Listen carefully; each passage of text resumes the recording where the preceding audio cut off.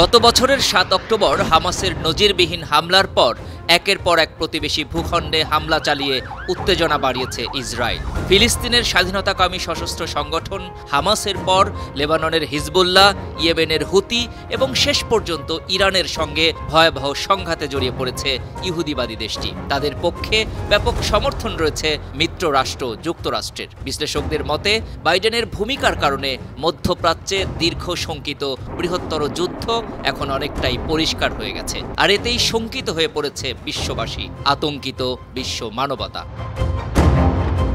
হামাসের অবিসংবাদিত নেতা ইসমাইল হানিয়াকে হত্যা করে ইসরায়েল। ইরানের নবনির্বাচিত প্রেসিডেন্ট মাসুদ পেজেশকিয়ানের অভিষেক অনুষ্ঠানে যোগদান শেষে রাজধানী তেহরানের যে বাসভবনে হানিয়া অবস্থান করেছিলেন সেখানেই বিমান হামলা চালিয়ে তাকে হত্যা করা হয়। হানিয়াকে হত্যার ঘটনায় বিবৃতি দেওয়া ছাড়া ইরান আর কিছুই করেনি। তবে হিজবুল্লাহ প্রধান হাসান নাসরুল্লাহকে হত্যার চরম প্রতিশোধে মরিয়া হয়ে ওঠে ইরান। লেবাননে ইসরায়েলি বাহিনীর স্থল অভিযান শুরুর পর দেশটিতে প্রায় ২০০টি রকেট ও ক্ষেপণাস্ত্র নিক্ষেপ করে মঙ্গলবার প্রতিশোধ নিয়েছে ইরান। সম্প্রতি প্রকাশিত স্যাটেলাইট চিত্রেও দেখা যায় বিমান ঘাঁটিটির একটি হ্যাঙ্গার ব্যাপক ক্ষতিগ্রস্ত হয়েছে। আল জাজিরার প্রতিবেদন অনুযায়ী নেভাতিম হচ্ছে ইসরায়েলের সবচেয়ে আধুনিক বিমান ঘাঁটি। সেখানে যুক্তরাষ্ট্রের নির্মিত F-35 লাইটেনিং II স্টেলথ যুদ্ধবিমানগুলো থাকে। তেহরানের দাবি, তাদের মিসাইল হামলায় তেল আবিবের বেশ কয়েকটি যুদ্ধবিমান ধ্বংস হয়ে গেছে। ইসরায়েলি প্রধানমন্ত্রী বেনিয়ামিন নেতানিয়াহু বুধবার তেহরানকে সতর্ক করে বলেছেন তারা বড় ভুল করেছে, আর এই ভুলের জন্য বড় ধরনের মূল্য দিতে হবে। No country would tolerate this. Israel will not tolerate this. তবে ইরানের প্রেসিডেন্ট মাসুদ পেজেশকিয়ান বলেছেন তার দেশের নাগরিক ও স্বার্থ রক্ষায় এটি একটি অবধারিত প্রক্রিয়া ছিল।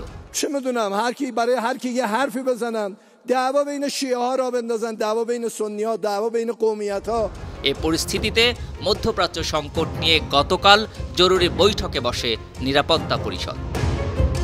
প্রভাবশালী মার্কিন সংবাদ মাধ্যম নিউ ইয়র্ক টাইমস বলছে ১৯৬৭ সালে আরব ইসরায়েল যুদ্ধের পর থেকে সংঘাতময় এই অঞ্চলটি বর্তমানে সবচেয়ে বিপজ্জনক মুহূর্তে উপনীত হয়েছে।